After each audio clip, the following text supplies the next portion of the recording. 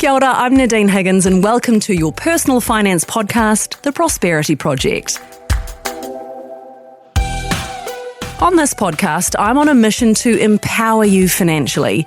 I am a columnist and a journalist, an investor, a financial advisor, and the mum of a toddler. But I do not claim to be the font of all knowledge. I'm still figuring it out too. And that's why I'll be bringing you the experts and mining their big brains for all the things you and I need to know every week. Today, owning a pet can bring you so much joy, but it can also bring you some big expenses. When I first went to see a financial advisor, one of the first things she said to me was, "You realise you spend almost as much on your dog as some people do on their kids?"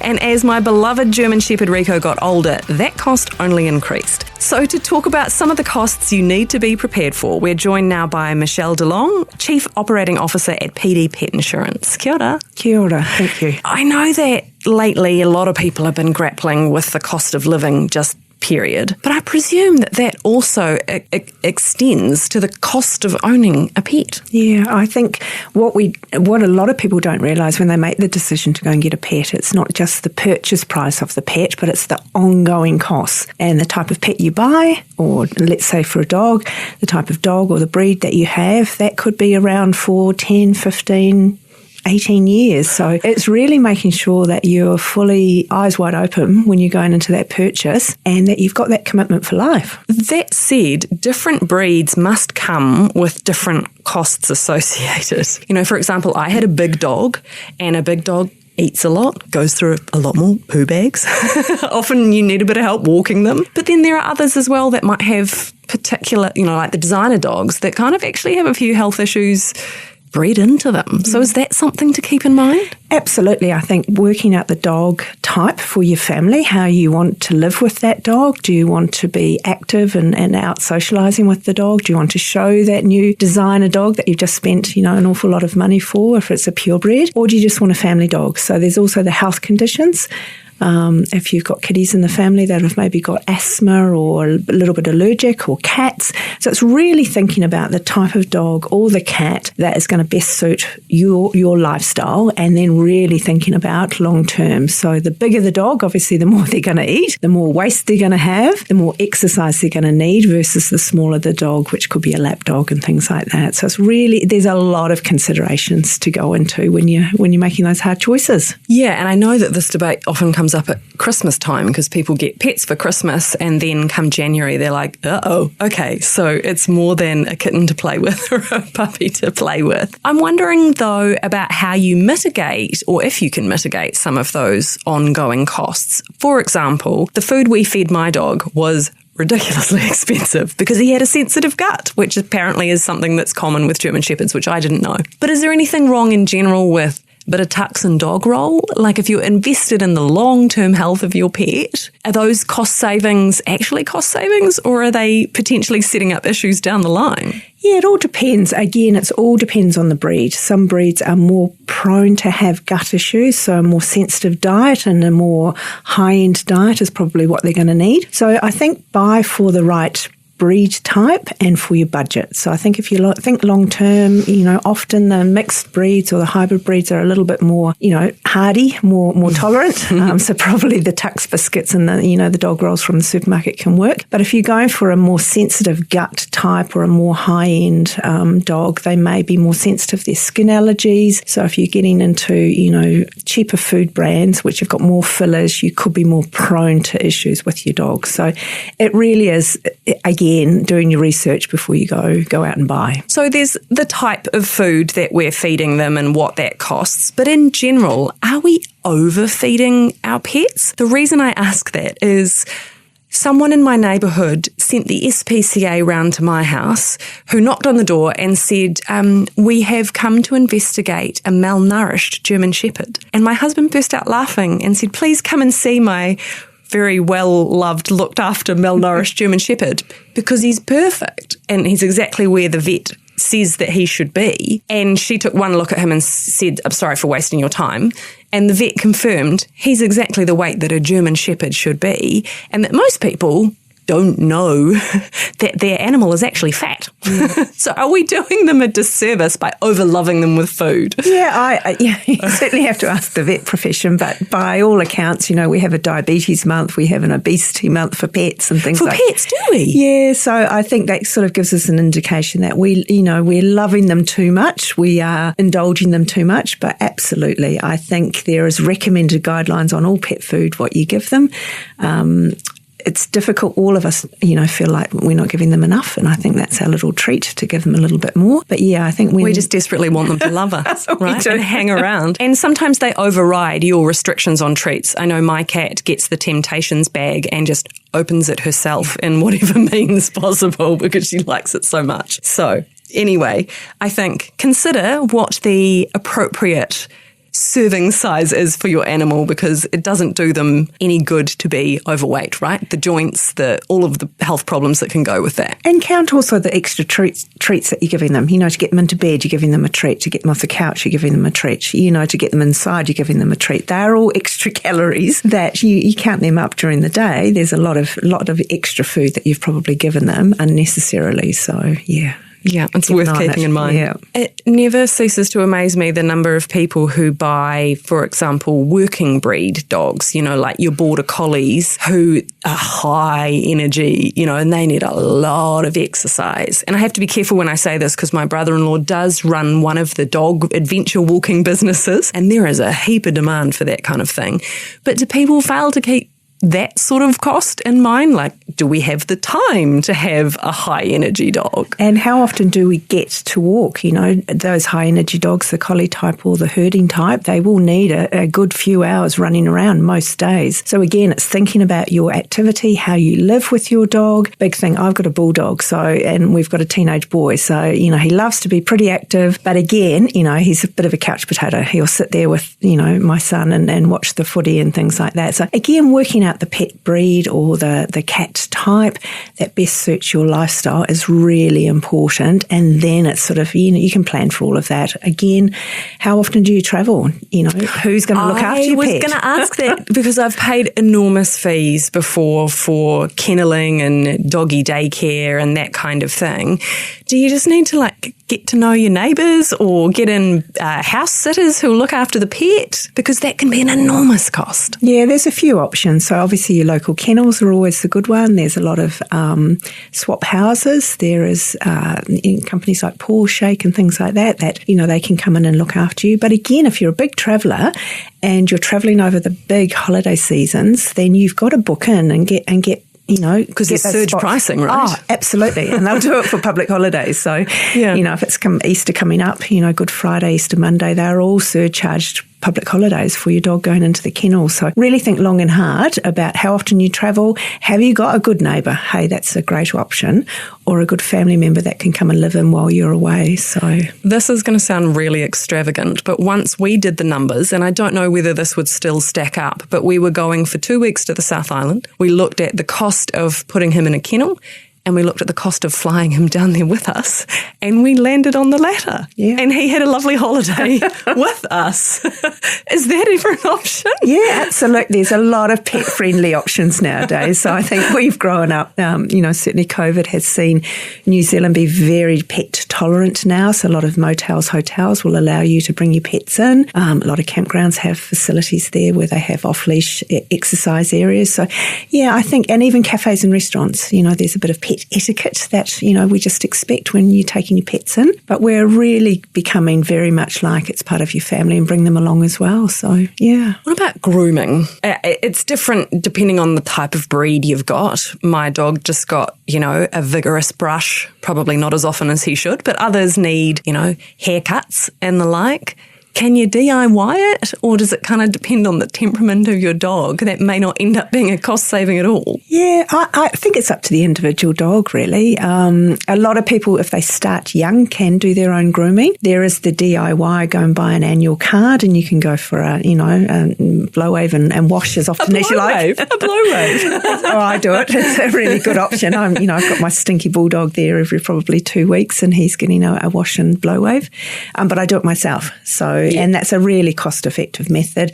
Again, if they're not walked as often as they would, they need their nails clipped and their ears trimmed. So depending on the type of breed you've got, if they've got big floppy woolly ears that can get hot and moist in the summertime, that can breed some nasty bugs in their ears. So grooming's really important that you're doing that regularly. I guess I almost wrote it off there as being just an aesthetic or olfactory concern. But if you don't do some of those things, you're going to end up at the vets with a bill. Yeah, absolutely. So even grass seeds going out, running them in the dog park, grass seeds can get embedded into their little soft folds between their legs. They can inhale them, they can get them into their ears, and they can cause a really nasty infection if left untreated, and they can work their way through into the bloodstream as well. So, regular brushing will give you a good idea of, is there any abscesses or bites, particularly with your cat. You won't know that they've had a cat scrap, and there could be an abscess brewing underneath. So if you're doing, regularly giving them a good brush, then you'll find out those sooner rather than later. We have talked a lot about dogs, but actually during lockdown, my cat got a home haircut because he always got so hot during the summer. We used to take him to the vet and they would knock him out when they were cleaning his teeth or whatever and shave him.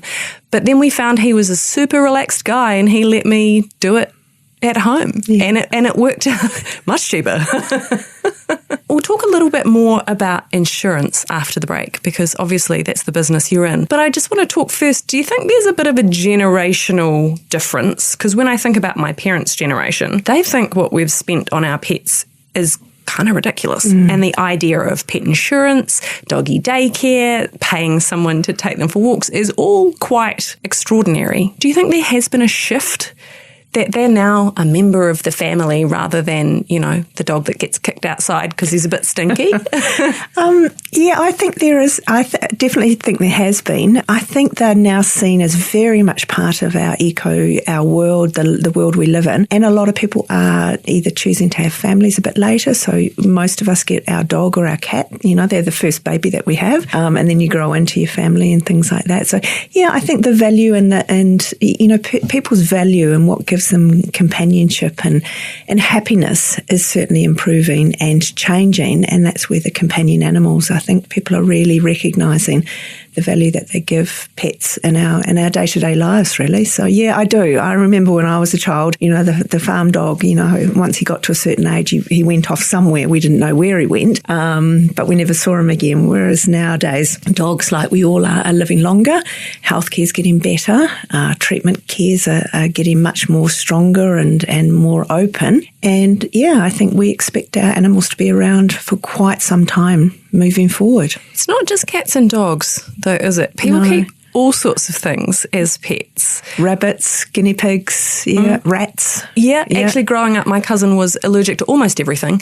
And so she had a rat, 2 rats actually, and one of them, Rosie, got cancer and Rosie had surgery. And I know some people will think that's the most ridiculous thing they've ever heard. But if you love the animal, that's what you do. Yeah, parrots, people are, you parrot, some people have got parrots to 40, 50 years old. So you've got to really think, you've got to think long and hard if you're going to get a parrot when it's little. Who's going to look after that if you're sort of middle-aged and not going to be around? So, yeah, all sorts. Whatever gives you joy, you can say, as a companion animal. Well, as I said, we're going to talk a little bit more about insurance and how to ensure you're never in the position where you have to say, my animal needs that treatment, but I can't afford it. So stay with us. We'll be right back.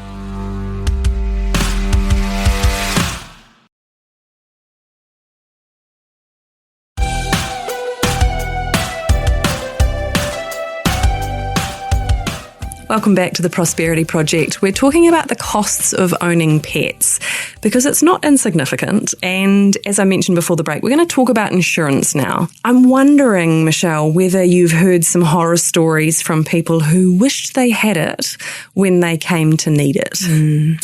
Yeah, we've had the odd call to say, can we put the cover in place, the pet's at the vet now, which, after the deed is done, or we don't want to be the ambulance at the bottom of the cliff. But yeah, and I think where the events happen, it's just those really stupid accidents. They can be at the park and the dog's actually running with a stick, which looks all pretty cute and, all good fun, and the kids have thrown the sticks around and the dog actually trips and the stick goes through and punctures the back of the throat, or, they're the horror stories that you go, actually, who on earth would have ever thought? You think about the child falling out of the tree, it's similar, breaking their arm, or the dog falling or jumping off, the retaining wall or the deck. So yeah, we do hear them, and unfortunately with insurance, it's prevention. It's, it's the unexpected is what we cover. So it's a matter of saying if it's in place, then it's obviously covered, but if it's not, with regret, it's a bit after the fact. If you are putting it in place and you're weighing up different providers and different policies,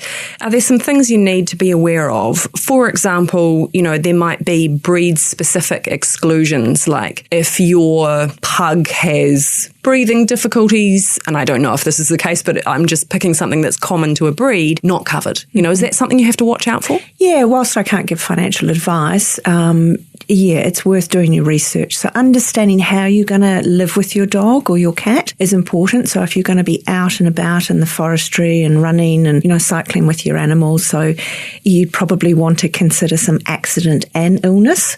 Accident more so, particularly if you're out and about a lot. If it's a breed-specific dog that maybe has got known hereditary or can have congenital type conditions, then you might want to consider also some illness as well. So, and really having a look around the policy types that's best suited for you and your needs. I actually didn't know that pet insurance worked so similarly to human insurance. I thought it was just one policy that just covered everything. So you'd have accident insurance, illness insurance, or you buy the whole kit and caboodle. And is there funeral insurance, or, you've lost your dog insurance, or I don't know. Yeah, some policies can cover, so there could be some lost and found entitlements. There could be some euthanasia costs that you could claim for. So it pays to have a look around, shop around. There's a number of suppliers that offer all sorts of cover, but generally on the market, there's a sort of a mixed hybrid type. So it's the accident and then the illness. And then on the slightly higher tier, you could get some dental cover as well, or some wellness cover. What is wellness cover? So wellness could cover some of a day at the spa. Yeah, some of the day-to-day, probably a little bit of vaccination costs or your general desexing. It might make a contribution to some of that. So it pays to look around and see what you're really looking for and what you would hope to achieve or make a claim on in your insurance, and then pick the right cover. Is there an equivalent to like third-party fire and theft, which you might get for your car, that when you're not getting the full insurance cover, maybe the car's not worth much? Is there a basic level of cover that you can get for an animal? Yeah, I can't speak for the others that are on the market, but we have 3 simple plans. We've got, all of our plans have got a degree of liability cover in there. So if your dog under your control has done some damage to someone else's property, then there's some claimable events, claimable costs in there. So I was kind of joking, but that really is like third party. Yeah, absolutely.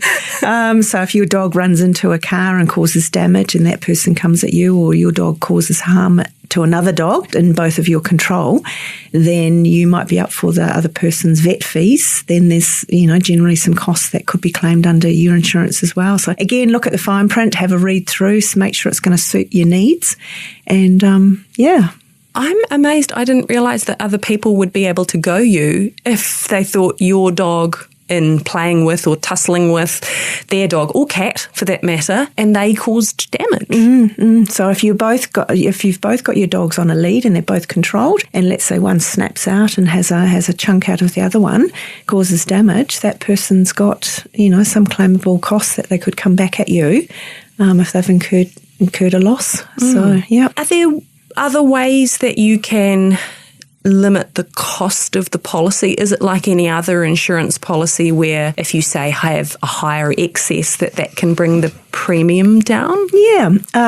So really rule of thumb would be is The younger you can get your pet insured, obviously, the more known risk it is to the insurance companies. So most breeds or types of dogs and cats develop conditions over a period of time. So the sooner the insurer knows what breed you've got. So yeah, we recommend the younger the better. And then you can tailor it a little bit to suit. So some policies have a per cat limit per annum that you can claim up to, or you can also tailor it with your excess as well. So you can choose your excess that you're up for. So if there's like a policy maximum in any one claim year, so if you brought that maximum down slightly, then the policy would be a bit cheaper. Yeah, and then the excess, if you chose a higher excess, so you're willing to pay a little bit more for each claim, then that can also bring your premiums down as well. So there's usually plans and choices, so you can tailor make it to suit your pet's needs. Yeah, and I guess your financial position, if you were looking at, well, what could I afford to cover on my own, and at what point do I need someone else to, if you're up for a $20,000 knee operation, then you'd hope you've got some good insurance in place. Where if it's I don't know, do dogs have wisdom teeth extraction? Then maybe that's not so much. Yeah, so if you've got a good example, a breed with, no one gets a lot of plaque or tartar or build-ups or, bad teeth, then you probably would want a policy that's got some sort of dental cover in there. So, but then again, we say recommend, routine dental once a year, like human healthcare, go and get the descaling done, and you can help prevent a lot of issues longer term with your pets. Including bad breath. Yeah. You mentioned getting it early, which is great because that's before issues emerge, much like with your health insurance and your life insurance and other types of policies. But presumably it still gets more expensive as they age, right? Mm-hmm. And so there's nothing you can do about that. It's just that the older they get, the greater the risk is that they're going to have to claim for something. Yeah, insurance works, well, all insurance works on a community pool. So we're all dipping into that pool when it comes to claims time. So the larger or the more common the breed, then you'll probably find the premiums are a little bit more consistent. So Labradors, Labradoodles, the general family type dogs, you'll find that their premiums are probably a little bit more cost effective than a more unusual breed, a Great Dane, for example, who is large, tall, their lifespan or their life expectancy is not generally as long, so their issues arise earlier in their life. So there's a lot of factors that go into pricing for pet insurance, but again, you've got so many different breeds, so many different lifestyles, how we use our dogs, that they all factor in. But yeah, I think general rule of thumb is the more commoner the breed, the more consistent the premium would be, because you've got a larger pool of people paying into that claim. Obviously, there's the things you mentioned, like having an accident with a stick in the park, but are there other things that you can do to try and keep your pet healthy that will make it less likely you have to claim for any of those other illnesses? You mentioned like getting their teeth scaled and polished, but I don't know, the annual vaccinations so they don't get kennel cough or whatever else. Yeah, absolutely. I think key thing is when you've got a puppy, parvo's out there. So keeping them inside, contained, not mixing with other dogs until they're fully vaccinated, getting their annual vaccinations if they're going into kennels, making sure their kennel cough vaccinations are up to date, worming, flea treatment. There's a variety of things that you can do, feeding them a good quality bone to keep their teeth clean. You don't necessarily need to go and buy all the, the chew sticks that are on the market. Getting them used to getting their teeth cleaned with a little rubber and, some dog toothpaste. So really? Yeah. So trying early on, the more you can do yourself, checking your dogs over every day that you're taking them out for a walk, making sure there's no lumps and bumps. And how often are you brushing a dog's teeth? Is it like a human where you do it morning and night after meals? Once a week if you can do it. You can just remove and just keep some of that tartar at bay. And that can help with some of their long-term issues with having to... Little dogs obviously can't open their mouths as large as a big dog. So making sure you're giving them the right treatment or the right kibble that can clean their teeth for them and things like that. So are you brushing your bulldog's teeth? Yeah, unfortunately. Yeah. It's a bit of a mission because they're not... the shape of their jaw is quite unusual. So bit of drool involved.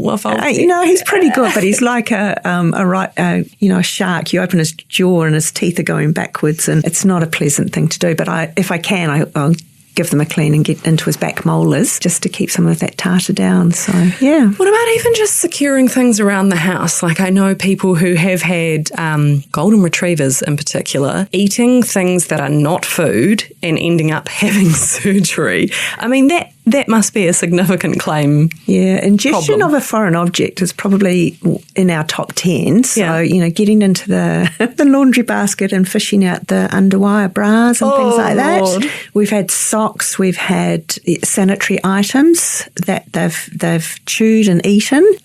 Tennis balls, they've really ripped off all the green plastic and chomped into the rubber of the tennis ball, which just made them really sick. So you'd be surprised.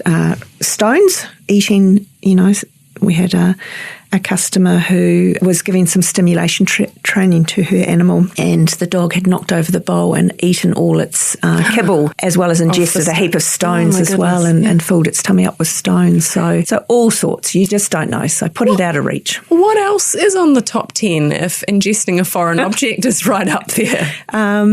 I think our top 5 would be ears, ear infections, skin infections, bites, ingestions, diarrhea and vomiting. So a bit like humans, you're changing their diet too quickly, you're going to upset them, not watching what they're eating, they're scavenging around in the local park, getting into the rubbish bin, things like that. But moist ears can be a real killer this time of year. I have heard of dogs with separation anxiety chewing through anything and everything to get to their owner. Is that the kind of thing that should just come under your contents insurance? Or if you're a tenant, does that come under the landlord's insurance, or is it under your pet insurance? Yeah, it's probably worth looking into. I would suspect that there'll be some cover under your contents insurance. It is becoming harder for tenants to rent with pets nowadays. They're finding that, landlords have been a little bit more stricter. So it's really worth looking at all the policies and what type of policy you have before you go into that discussion. So if your pet's caused damage and it's a rental property, you may need to check with your landlord's insurance as well to see if there's any cover there. So there could be a number of avenues that you could get cover for. Yeah, and there's pet bonds now too, isn't there, to enable more tenants to have pets, which is wonderful because I think missing out on them is a real shame. Obviously, pet insurance, if your pet is diagnosed with something that's treatable, can be a godsend. But is there a line at which we are extending their life for our sake rather than theirs? This is probably an impossible question, but I do know cases of, animals who've had an awful lot of treatment that maybe hasn't necessarily improved their life. It's a bit like our medical healthcare. I think vets, this is where your vet comes into it, and their quality of the pet's life. They'll have a good conversation with you. I don't think anybody is in the industry to keep a pet ongoing if the quality of life is not great. So I think some of those hard conversations would be had with the pet parents. Having said that, there's often good quality that you can provide your pet. Let's say it's been diagnosed with diabetes. It can be have its injection every day like, other diabetics, human diabetics, and have a great quality of life. So with pet insurance, it often, and again, depends on the type of policy, there may be a cap on the amount that they can claim. And at some point, it may be put back onto the pet parent to make those commercial decisions. So, and that's a tough one because, it's their companion, it's their loved family member that they've had for 14, 15 years.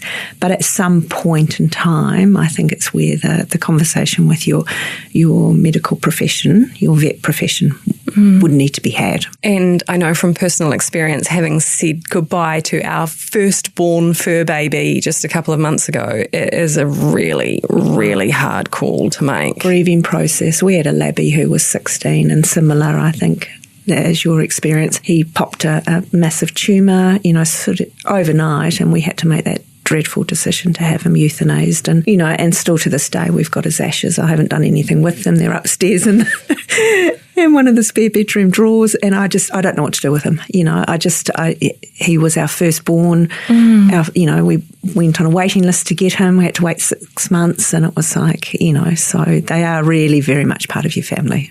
Oh, I 100% agree. Yeah. And I haven't worked out what to do with Rico either. No, if anyone has any ideas, please let me know. Well, there's places you can send their ashes and they can make a gemstone out of them and things like that. Some people do that, or they can have a memento made out of them. But yeah, it's a tough one. It's a bit like your family and your ashes of your loved ones, really. What do you do with them? Yeah, exactly. Yeah.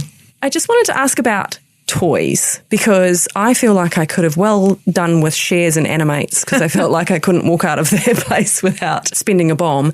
But are we buying them the plastic stuff when we could just be doing something a little simpler that cost less? Should we be rotating toys like they tell us we should do with our kids? Is there a way around constantly trying to find stimulation for a dog that maybe has to be on its own from time to time? Yeah, that's an interesting question. I think depending on how often you're home and how, again, you're interacting with your pet. Some of the frozen lick mats can be a really good stimulating toy as opposed to a soft toy. A lot of people we survey each year, they often thrift their toys, so they might go to the thrift shop and buy, the old teddies and things like that, which are pretty robust and sturdy. Some of them will just buy what's trending, so it really is personal choice. We've got some customers that make their own. They knit really hard toys, so they're dogs' indestructible toys. So it's really up to you. Is there such a thing? Yeah. But it's, again, anything can be stimulating. So it's just using your imagination. I think putting some kibble into a rolling ball and things like that, and they drop out occasionally. It all depends on what your dog's like and how stimulated they can be. Depends on what their toys and their needs are going to be. And sometimes if you're looking for a treat, I've known dogs just to enjoy a frozen carrot, which is a very low-cost option. Or a few ice cubes in their water bowl. That can be really entertaining for them if they're not used to it. So, yeah. Yeah, a really interesting discussion. I think that I have revealed that I've been a profligate spender on my dog. Thank you so much for your time. Pleasure. Thank you. Thanks for listening to The Prosperity Project. You can follow this podcast on iHeartRadio or wherever you get your podcasts, and please do chuck us a rating or a review while you're there. For more personal finance and business content, head to nzherald.co.nz, and please do feel free to get in touch with your questions and your stories. nadine.higgins at nzme.co.nz. A reminder, though, that this podcast is informational only and nothing we say here should be considered personalised financial advice. But also remember that while listening to this podcast is hopefully going to be additive to your financial knowledge, and that is fantastic, knowing stuff doesn't create change. Doing stuff does. So what action are you going to take today to make your life more prosperous? My producer for this episode is Ethan Sills. Sound engineer is Richard Martin. I'm Nadine Higgins. Thanks for listening to The Prosperity Project.